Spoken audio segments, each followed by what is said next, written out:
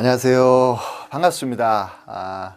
오늘 이 시간에는요, 디지털 전자회로 과목을 할 겁니다. 디지털 전자회로 과목은 여러분들이 가장 어려워하시는 과목이더라고요, 보니까. 근데 디지털 전자회로 이 과목이, 디지털 회로 과목이 가장 쉬운 과목 중에 또 하나입니다. 왜냐면, 여러분들이 잘 아시겠지만, 계산 문제가 뭐 많이 나와서 힘들다. 이런 유형도 또 있으시고요. 무슨 범위가 너무 넓다. 힘들다. 그 다음에 또, 아리송한 문제가 많다. 맞아요. 맞는데, 이 세 가지를 역으로 바꿔서 얘기해보면 뭐냐면, 첫 번째, 계산 문제가 많이 나온다. 계산 문제는요, 어려운 문제가 안 나옵니다. 간단한 계산 문제가 나옵니다. 예? 그래서 여러분들이 충분히 계산기를 두드려 볼 필요도 없는 문제들도 나와요. 그러니까 아주 간단한 문제들이에요. 여러분들이 조금만 신경 쓰시면 돼요. 두 번째, 뭐라고 제가 말씀드렸죠? 범위가 넓다. 그쵸, 넓죠. 넓은데, 다르게 이걸 얘기해보면, 범위가 넓은 대신에 깊이가 별로 없어요. 깊이가 별로 없습니다. 기본적인 내용만 다 있는 거예요.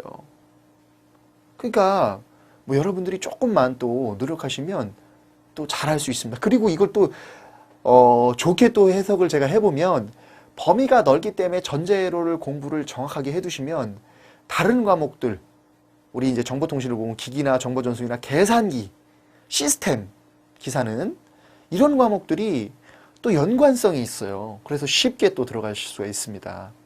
그래서 이 전자회로를 어렵게 여러분들이 느끼시지 마시고요. 한번 들어보세요. 제 강의는 제가 누누이 말씀드렸지만 길지 않습니다. 전 과목이. 제가 하는 과목은 왜? 여러분 합격을 시켜드려야 되기 때문에 합격 위주의 강의를 합니다. 쉽게 얘기해서 뭐 쪽집게라고 말씀드리긴 좀 그렇지만 정확하게 여러분들이 꼭 알아야 될 것, 시험에 요건 나옵니다 하는 것들만 집약해서 강의를 하기 때문에 길지 않고요. 그리고 또 하나 말씀드리면 뭐 이렇게 깊이가 있는 건 아닙니다. 왜냐하면 여러분들 제가 계속 말씀드리죠. 합격이 목표입니다. 합격이. 합격이 목표이기 때문에 합격 위주의 강의를 저는 합니다. 그래서 여러분들이 정확하게 이론을 들으시고요.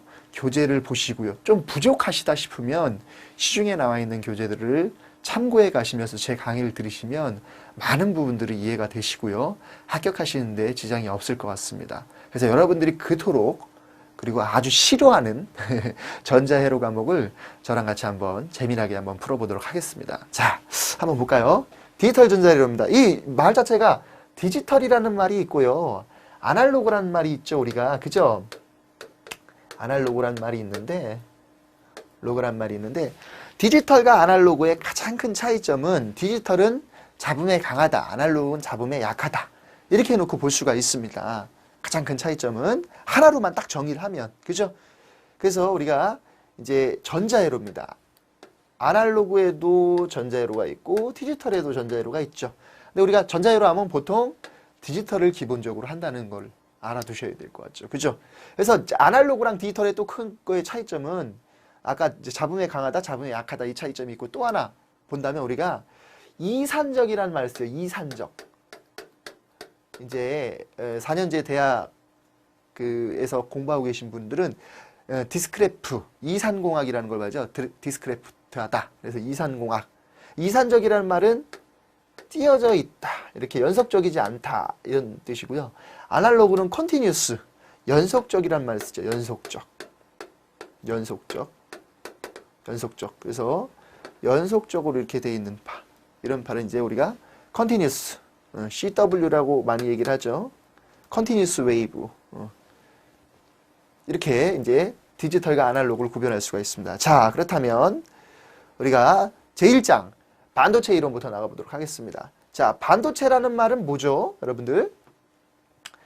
제가 질문을 하면요. 반은 도체고요. 반은 부도체입니다. 뭐, 틀린가요? 맞죠. 또, 반도체라고 하면, 어느 순간에는 도체가 되고, 어느 순간은 부도체가 됩니다. 맞는 말씀입니다. 틀린 말 아닙니다. 근데, 반도체라는 건 우리가 정확하게 좀 알고 들어가셔야 될 것 같아요. 왜? 이 반도체라는 걸 모르는 분들이 상당히 많아요. 이걸 배우시면서도. 자, 그러면 도체라는 거 뒤에 가서 설명을 하겠지만 여기서 먼저 설명을 하고 합니다. 도체라는 게 있고 부도체라는 게 있습니다. 예. 도체라는 말은 뭐예요? 전기가 잘 흐르는 거. 금, 은, 구리, 그죠? 이런 선. 부도체라는 건 또 뭐예요? 전류가 잘 안 흐르는 거, 전기가 잘 안 흐르는 거. 뭐가 있을까요? 고무, 유리, 나무 이런 것들이 부도체입니다. 그러면 거기 도체와 부도체 사이에 중간에 있는 게 반도체입니다. 틀린 말 아니죠. 근데 이걸 우리가 전문적인 용어로 좀 바꿔보겠습니다. 우리는 이제 정보통신을 배웠으니까요. 자, 어떻게 얘기를 해야 되냐? 자, 어떤 규격된 전압값이 있습니다. 규격된 전류값이죠. 규격된 값이 흐르면 도체화되는 거죠. 그죠? 맞죠? 근데 이 규격된 값을 벗어난다든지 규격된 값으로 안 흐른다면 예를 들어서 이 규격된 값이 우리가 전압을 한번 볼게요. 5V다. 4V가 흘렀다. 그럼 이 규격된 전압이 5V인데 이 값에 못 미치니까 이게 흐를까요? 안 흐를까요? 전류가? 안 흐르죠?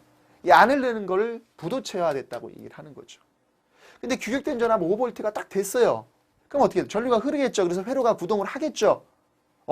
여러분들 알아두셔야 될 게 전류가 흘러서 동작이 되는 겁니다. 회로는. 물론 전압이 제일 중요하죠. 전압이 들어가야지만 전류도 들어가는 거죠. 쉽게 얘기하면. 그죠? 그럼 전압이라는 건 뭐냐? 자, 우리가 지워보고 생각할까요? 전압을 잘 모르시는 분들이 되게 많아요. 자, 여기부터 여기까지 0V고 여기가 220V면 이 차이를 우리가 뭐라고 하죠? 전위차라고 합니다. 전위차. 맞습니까? 차이가 나는 거잖아요. 그죠? 이 전위차를 다른 말로 뭐라 하냐? 우리가 좀 더 전문적인 용어로 전압이라고 하는 겁니다. 이게.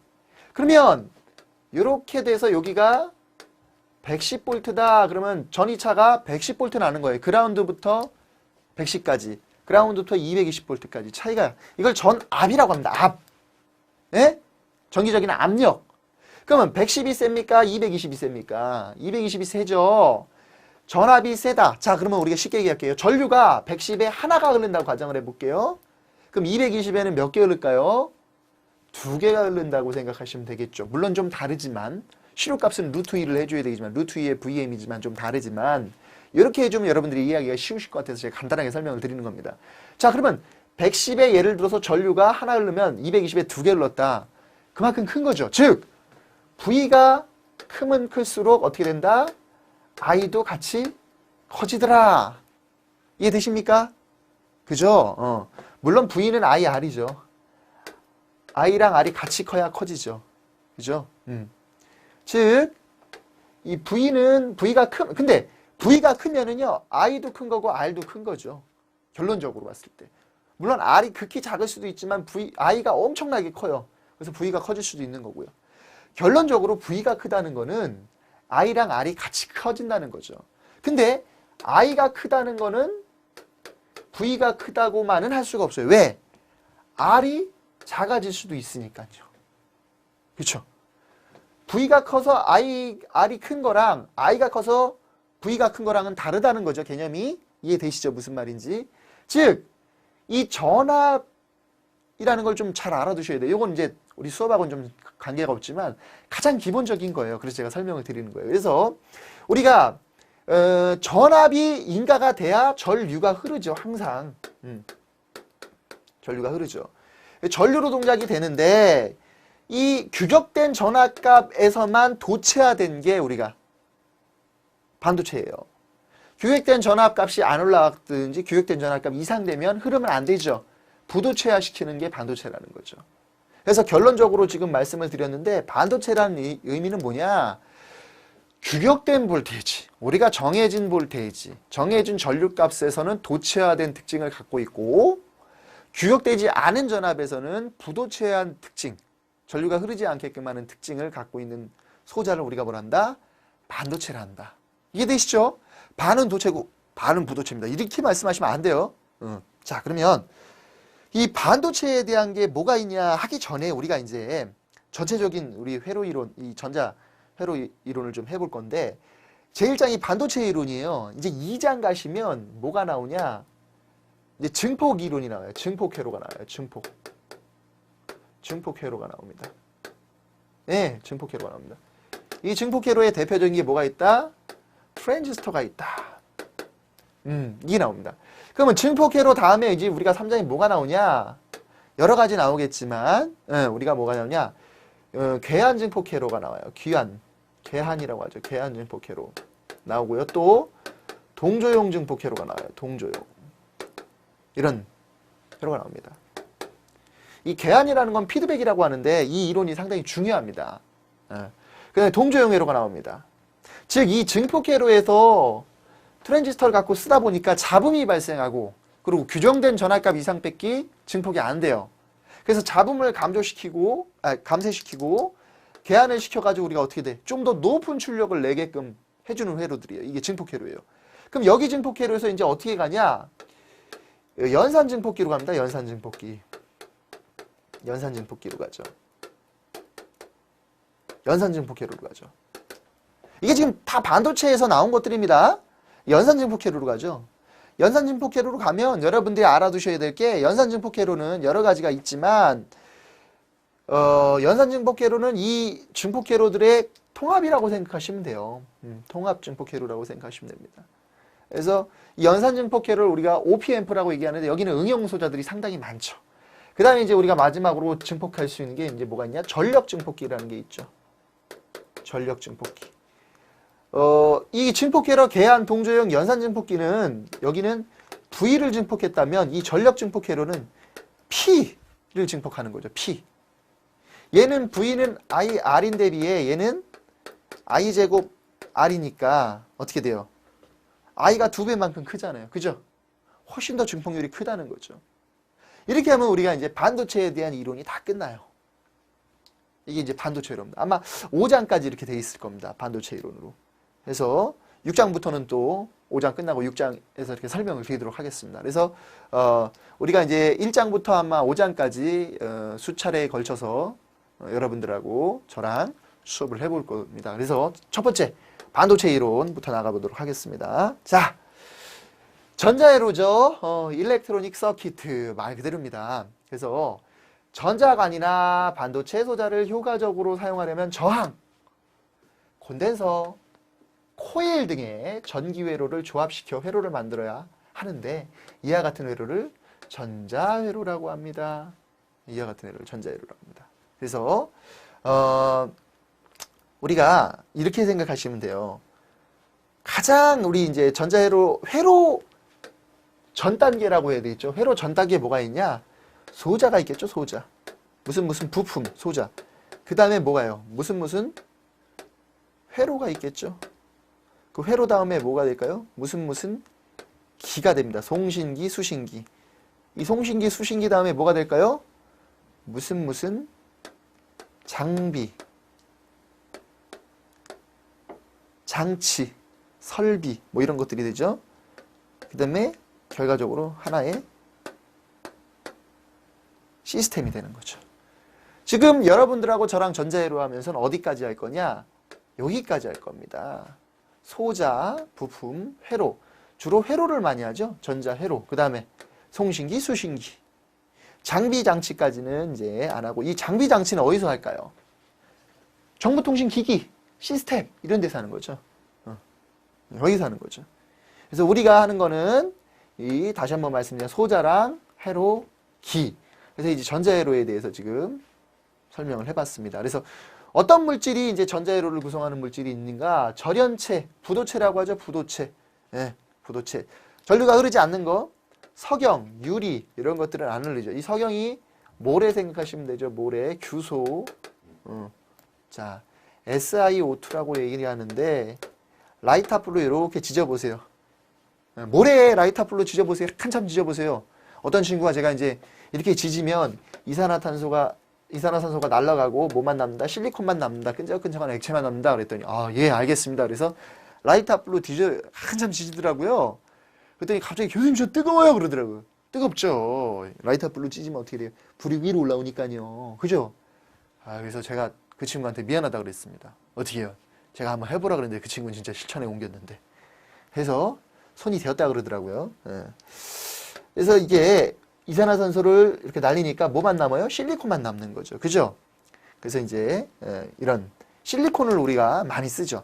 우리가 이제 뒤에 가서 배우겠지만 물질 중에 실리콘하고 게르마늄을 많이 씁니다.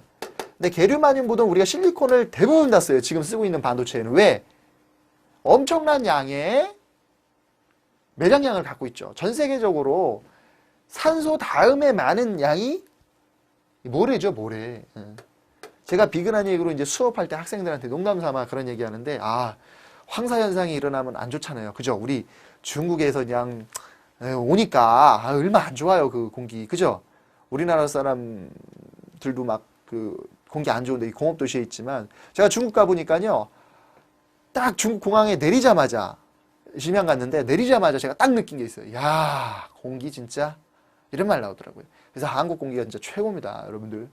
우리나라 공기 나쁘다고 하는데 모르겠어요. 제가 선진국도 물론 가봤지만, 물론 유럽 쪽 공기는 좋긴 좋더라고요. 근데 제가 진짜 우리나라만큼 좋은 나라가 없는 것 같아요. 가보니까 공기가 너무 좋아요. 그래서 제가 수업 시간에 농담 삼아 황사 현상 오면 반도체 회사들은 다 그냥 재료가 딱 그냥 수입돼서 오지 않냐고, 얼마나 좋냐고 이렇게 농담 삼아 얘기를 많이 합니다. 물론 그런 건 아니지만 그렇게 황사 현상이 일어나면 모래바람이 이렇게 오죠. 그다음에 이제 반도체라는 거 금방 말씀드렸죠. 이 도체 전류가 흐르는 거죠. 이 도체랑 절연체, 부도체 사이에 존재를 하는데, 규격된 전압값이 되면 도체화되고, 규격된 전압값 이하가 되면 부도체, 절연체화 특징을 갖고 있는 걸 우리가 뭐라 한다? 반도체라고 얘기합니다. 그래서 게르마늄과 실리콘 4종 물질인데 실리콘을 가장 많이 쓴다 그랬고요. 도체는 이제 뭐야? 알루미늄, 은, 이런 것들이 있죠. 자, 그래서 이제 우리가 뭐가 있냐? 반도체를 쓰다 보니까 요게 있습니다. P형 반도체와 N형 반도체가 있습니다. 자, 요런 이론들은 여러분들이 전자공학을 배우시면 나오는데, 우리 전자회로에서는 그것까지 이제 여러분들이 시중에 나와 있는 전자회로 책을 보면 P형 반도체, N형 반도체 해가지고 쭉 나와요. 그런 설명을 안 하겠습니다. 그게 이제 시험 문제 나오는 게 아니니까. 그래서 P형 반도체랑 N형 반도체가 있습니다. 그래서 이 P형하고 N형 반도체가 있는데, 이 3가 물질 반도체와 5가 물질 반도체가 있습니다. 이게 이렇게 결합이 되면 뭐라고 하는 게 나오냐? 다이오드라고 하는 게 나옵니다. 다이오드라는 놈이 이제 어떻게 생겼냐? 이렇게 생겨 먹었죠. 그래서 이쪽을 우리가 플러스 에노드라고 얘기하고요. 이쪽을 마이너스 캐소드라고 얘기를 하죠. 그래서 여러분들 외울 때 어떻게 외우냐? 알파벳 A부터 A, B, C, D, E, F, G 이렇게 가죠. A에서 어디로 흐르더라? C로 흐르더라. 이런 영상을, 이렇게 전류가 흐르는 거를 우리가 순방향이라고 하죠. 순방향. 근데 반대로 흐를 때가 있습니다. 이걸 뭐라 그래? 역방향이라고 얘기하죠. 역방향. 그래서 이렇게 생긴, 원래 다이오드 이렇게 생겼는데 우리 기호로 그리는 거 이렇게 생긴 거죠. 근데 우리가 이제 이렇게 보면 PN 접합 다이오드라고 얘기를 하죠. 3가랑 5가. 3가는 하나가 부족하니까 억셉터라고 얘기를 하고요. 5가는 하나가 남으니까 도움을 준다. 도우노라고 얘기를 하죠. 그래서 이제 이거 외우는 방법은, 자, 3가 같은 경우에는 어떻게 외우면 되냐? 간단해요. 3가 같은 경우에는, 자, 우리가 농구 좋아하시죠? 옛날엔 저 어렸을 땐 농구가 참 인기가 많았는데 요즘엔 없더라고요. 농구 이렇게 하면 상대편 공을 뺏는 걸 뭐라 그러죠? 상대편 공을 뺏는 거. 인터셉트라고 하죠. 인터셉트, 스틸 이렇게 얘기하죠.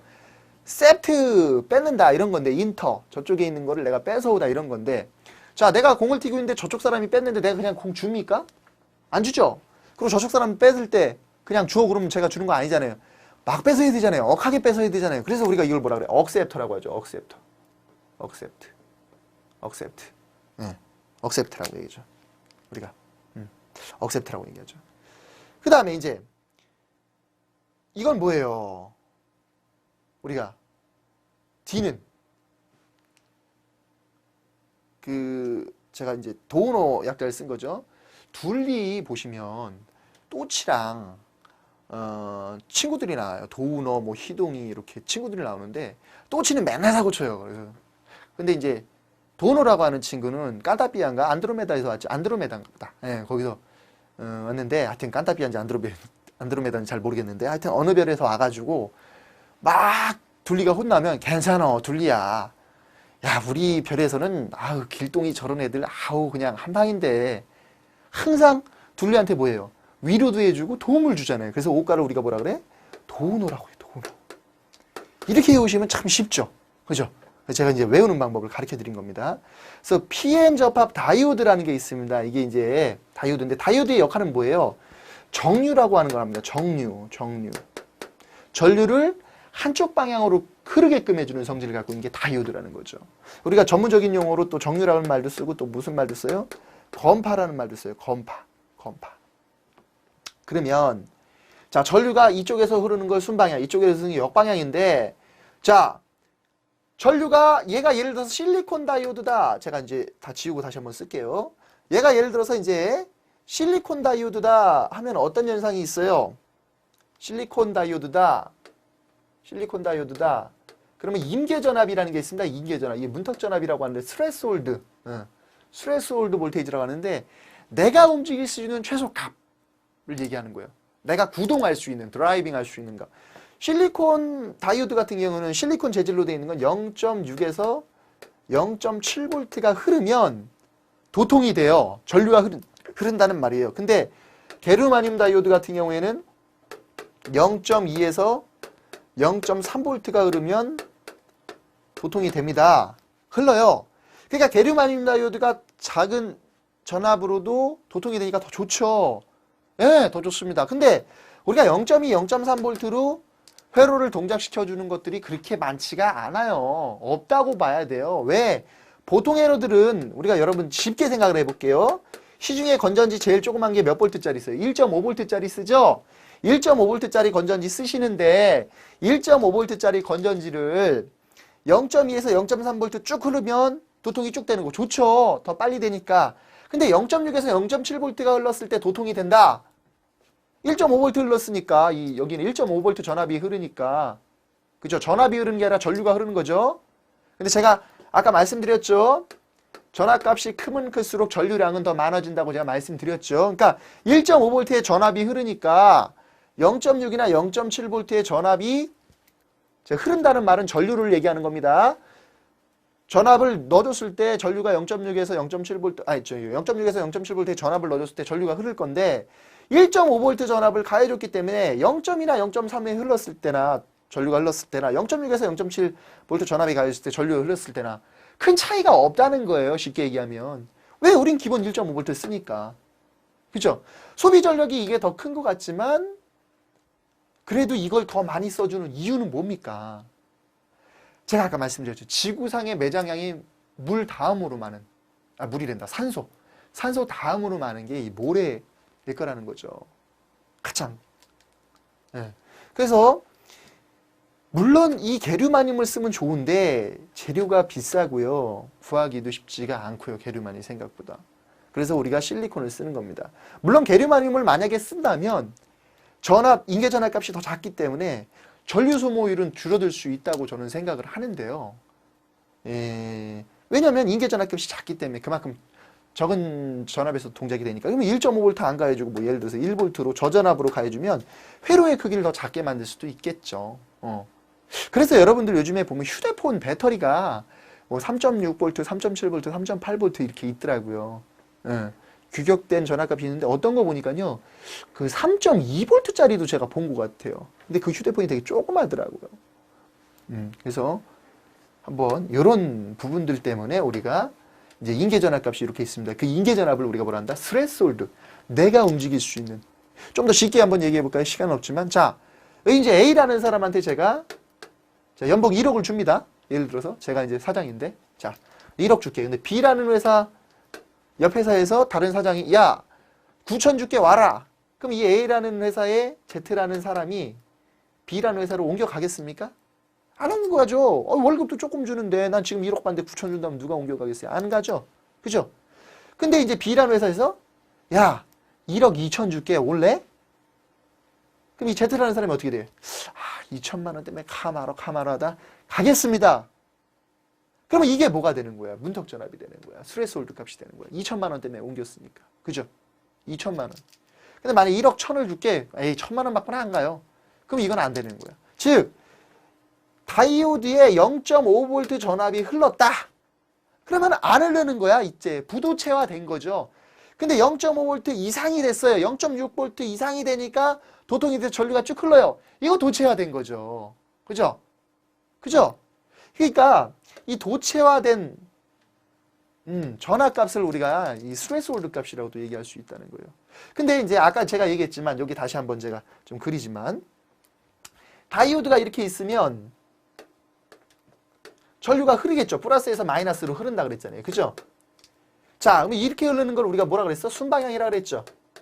자, 근데 역방향으로 이제 전류가 흐를 수도 있다는 거예요. 그럼 자, 여기는 예를 들어서 10개의 전류가 흐르는데 여기 뭐 10,000개의 전류가 흘러요. 그러면 여기는 10개 흐르는데 여기 10,000개 흐르니까 어떻게 돼? 역방향이래 가지고 저항 성분이 엄청 크단 말이에요. 근데도 너무 많이 전류가 흘러버리니까 일로 여긴 10개고 이쪽은 10,000개고 쉽게 얘기하면 제가 성에 혼자 있어요. 제가 이제 뭐 혼자서 성을 지키려고 해요. 근데 적군이 1,000명이에요. 물론 성이라는 유리한 이점이 있지만 제가 혼자 그 성을 지킬 수 있어요? 없어요? 없잖아요. 못 지키잖아요. 그럼 어떻게 돼? 항복해야죠. 뭐 어떻게? 어? 나 살아야 되잖아요. 그죠? 항복해야죠. 그래서 그런 현상을 우리가 뭐라 하냐? 항복현상이라고 해요. 실제 다이오드에서 역전압, 예, 이거를 이제 역전압, 어떤 인계값에 달하면 전류가 갑자기 증대하기 시작하여 소자가 어떻게 되는 현상? 파괴되는 현상. 순방향으로 잘 오는데 역방향으로 엄청난 전류가 흐르니까 어떤 일정 값 전류 이상이 증가되는 거예요. 즉 온도가 상승하는 거예요. 온도가 상승해버리니까 어떻게 돼? 항복해야죠. 그러니까 이 다이오드가 파괴되는 현상, 이런 걸 우리가 뭐라 그래? 항복 현상이 일어났다. 이렇게 얘기를 하시면 됩니다. 자, 그 다음에 이제 또 어떤 효과가 있냐? 에버란치 항복이라는 게 있습니다. 전자사태. 이게 뭐야? 높은 에너지를 갖는 홀 전자가 충돌에 의해 제2의 캐리어를 형성. 앞으로요, 캐리어라는 말이 나오면 이제 우리가 반송자라고 얘기합니다. 반송자라고 얘기하면 또 어렵죠? 이동하는 소자, 이동자, 이동소자, 이동 전류 뭐 이런 것들을 좀 얘기하는데 이 충돌에 의해서 제1 캐리어는 원래 기본적인 캐리어고요. 제2 캐리어가 뭐야?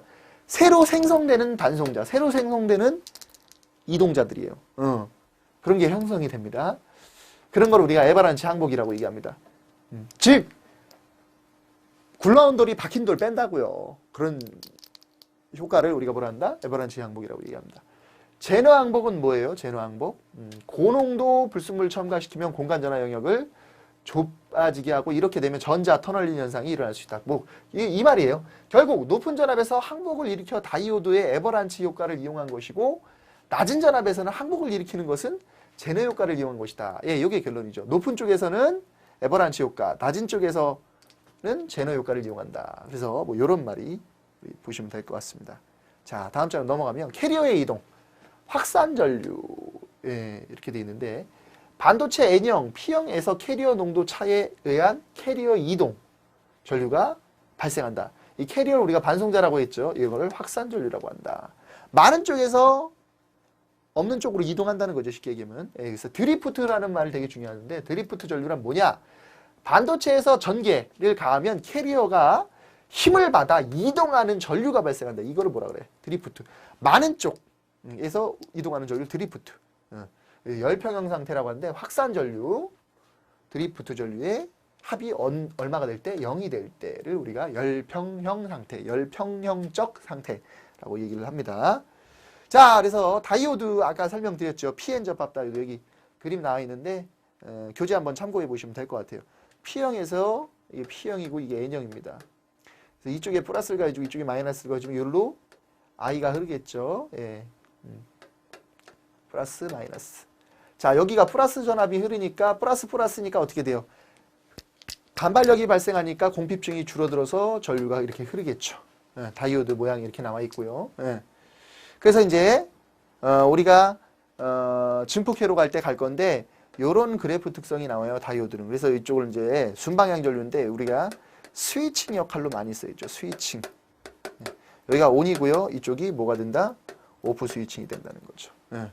그래서 이상적인 PN 다이오드에서 바이어스 전압을 걸을 때 흐르는 다이오드 전류 I는 다음과 같다. 그래서 이렇게 나온 거죠. I는 이렇게 나온 건데 바이어스라는 말은 뒤에 가서 설명을 해드리겠지만 전압 안정화를 깨하는 거를 우리가 바이어스라고 합니다. 회로의 안정화죠. 정확하게 전압 안정화보다는 회로의 안정화. 그래서 제너 다이오드라는 게 있습니다. 제너 다이오드는 어떻게 생겨먹었냐? 이렇게 생겨먹었습니다. 이렇게 모양이 똑같습니다. 이쪽이 에노드 플러스 쪽이고요. 캐소드 쪽인데 플러스에서 물론 마이너스 전류가 흐릅니다. 이 제너 다이오드의 역할은 전압을 일정하게 유지시켜주는 역할을 합니다. 그래서 전압을 일정하게 유지하기 위한 전압 제어용 소자로 가장 많이 사용되는 회로 중에 하나입니다. 제너 다이오드가. 정전압 회로라고 하죠. 정전압 회로. 전압 안정화 회로 응용. 터널 다이오드는 어떻게 생겼냐? 이렇게 생겼습니다. 이쪽이 에노드고요. 이쪽이 캐소드고요. 이쪽이 마이너스고 이쪽이 플러스 맞죠. 자, 터널 다이오드. 불순물 농도를 매우 크게 하여 공간 전화 영역을 폭을 줄여 캐리어 터널링 현상을 이용한다. 그래서 터널 다이오드, 제너 다이오드. 우리가 일반 다이오드 하면 정유랑 건파의 역할을 갖고 있습니다. 자, 그 다음에 특징. 예. 역바이어스 상태에서 훌륭한 도체이다. 작은 순바이어스 상태에서 저항이 대단히 적다. 부성 저항을 나타낸다. 이 부성 저항이라는 말은 뭐예요? 마이너스 성질을 갖고 있다. 온도가 예를 들어서 올라간다. 그럼 저항값은 어떻게 된다? 떨어진다. 이런 것들입니다. 뒤에 가서 하겠지만 서미스터라는 소자가 있습니다. 냉장고 우리가 윙 들어가다 딱 끊어지는 거죠. 이게 서미스터라는 겁니다. 우리가 23도, 예를 들어서 23도인데 지금 18도로 냉장고 온도를 맞춰놨습니다. 그러면 어떻게 돼? 23도에서 18도 될 때까지 윙 전류가 흘러요. 그래서 어떻게 돼? 딱 냉매를 줘가지고 딱 소리가 나요. 그럼 이게 딱 끊어지는 거예요. 18도가 됐다는 거죠. 그럼 어떻게 돼요? 온도가 서서히 증가합니다. 다시 19도, 20도, 21도 이렇게 증가하면 어떻게 돼? 온도가 증가하니까 정압값이 내려가가지고 어떻게 돼? 전류가 흐르게끔 탁 만들어주는 거야. 이게 서미스터라는 겁니다. 뒤에 서미스터 설명할 때 참고하겠습니다. 자, 그 다음에 응용 고속 스위칭 회로 마이크로웨이브 발진이 가동된다. 이게 지금 무슨 소자 설명한 거예요?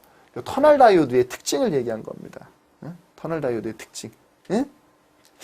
자, 그 다음에 바리스터라는 놈이 나오죠. 바리스터.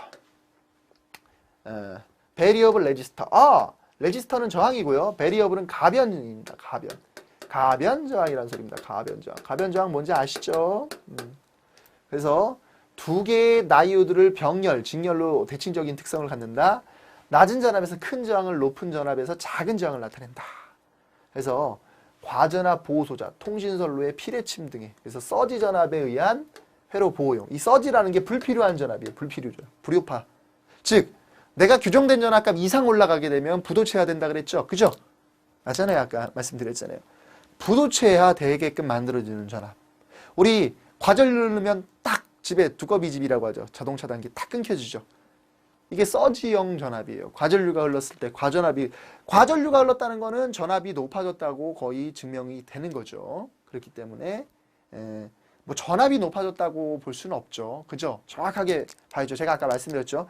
I가 높다고 해서 V가 높은 것만은 아니라 그랬죠. 근데 V가 높은 거는 I가 높다고 봐야 된다 그랬죠. 요거는 같지 않고요. 요거는 같다고 얘기를 해야 되겠죠. 통신기기 불꽃 방지, 스파크 방지용으로 사용이 됩니다. 자, 그 다음에 바렉터 다이오드. 이 바렉터 다이오드가 뭐냐면 이제 우리가 보면 가변 용량 다이오드랑 비슷해요. 가변 용량 다이오드. 전압을 역방향으로 가했을 경우 다이오드가 가지고 있는 콘덴서 용량, 접합 용량 변화하는 것을 이용하여 전압의 변화에 따라 발진 주파수를 변화시키는 등의 용도에 사용됩니다. 그래서 텔레비전이나 FM 튜너, 우리가 88.1MHz를 듣고 싶다. 그러면 여기 주위에 무수한 전파가 돌아다녀요. 그 중에 88.1MHz 딱 맞추면 되는 거죠. 그죠? 그러니까 고기만 딱 맞으면 돼요. 나머지 것들은 안 받고 고기만. 자동 동조 시스템에 사용하며 주파수 변조나 자동 주파수 조정을 한다. 역방향의 전압을 높이면 접합 용량이 작아진다. 뭐 이거는 크게 중요한 게 아닙니다. 그래서 이렇게 기호로 나타내고 있죠. 그래서 우리가 AFC, 오토매틱 프리퀀시 컨트롤러. 그래서 어디 많이 사용되냐? FM 송신기 이런 데 많이 사용되죠. FM 변조회로. 그래서 이렇게 보시면 될 것 같습니다. 자, 서미스터라는 거 제가 아까 말씀드렸죠. 온도가 상승하면 저항값이 감소되는 무슨 저항소가? 부성 저항의 온도 계수를 가짐으로 캐리어가 증가한다. 무슨 말이냐? 서미스터는 우리 저항에다가 이렇게 동그라미 그려놓으면 돼요. TH 서미스터 기호인데, 자, 아까 말씀드린 냉장고 제가 얘기를 드렸죠. 그죠? 그런 거 좀 생각해 보시면 돼요. 부성 저항이라는 걸 꼭 알아주세요. 부성이라는 게 마이너스 성질이 된다는 거예요. 반대되는 성질을 갖고 있다. 이렇게 보시면 될 것 같습니다. 자, 마지막으로 이제 SCR이라는 게 있는데, 예, 실리콘 제어 정류 소자입니다. 세미컨덕터 컨트롤 리드 렉티파이어 해가지고 실리콘 제어 정류 소자. 이거는 이제 AC 제어 정류 소자로도 많이 쓰여요. 대표적인 AC 제어 정류 소자가 뭐가 있냐? 다이액이라는 게 있습니다. 다이액이라는 게 있고요. 트라이액이라는 게 있죠. 트라이액. 이런 게 대표적으로 이제 AC 제어 소자 중에 제어하는 소자 중에 하나인데, SCR은 실리콘 제어 정류 소자인데, 하나의 트랜지스터의 베이스가 다른 트랜지스터의 컬렉터에 접속된 PNPN 두 트랜지스터가 접속된 것이다. 쉽게 얘기해서 이런 거죠. PNP. 그 다음에 여기 이렇게. 네. 아이고. 자, 이렇게 NPN형 구조를 갖고 있고요. NPN 구조를 갖고 있고요. 그 다음에 이제 여기 PNP 이렇게 돼 있죠. 그래서 하나의 트랜지스터 베이스가 다른 트랜지스터의 컬렉터에 이렇게 접속되어 있는 두 개의 트랜지스터를 우리가 뭐라 그래? SCR이라고 얘기를 하죠.